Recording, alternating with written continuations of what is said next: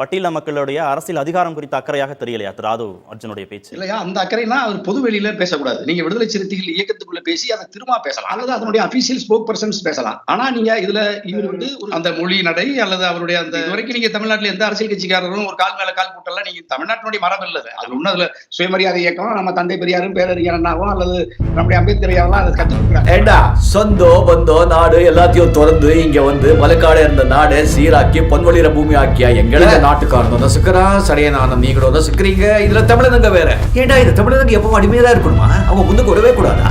அதுல எவனாவது முன்னுக்கு வந்துட்டா, நல்ல பவர்ல இருந்துட்டா, கோடு சுட்டு போட்டா, உங்க முன்னால கால் மேல கால் போட்டு உட்காந்துட்டா உங்களால பொறுத்துக்க முடியாது. நான் ஒண்ணும் இல்லாதவன் தான். திரும்பி போனா மரம் வெட்டுவேன், படம் பறிப்பேன், மாடு மாடி உழைக்கிறேன். எடுக்கிறதுக்கு ஒண்ணுமே இல்ல. நான் முன்னுக்கு வரதா உனக்கு பிரச்சனை என்ன? நான் முன்னுக்கு வர வேண்டாம், கோட் சூட் போட வேண்டாம், கால் மேல கால் போட்டு உட்கார வேண்டாம், ஸ்டைலா கத்தா. அது உங்களால பொறுத்துக்க முடியல, சாவுடா.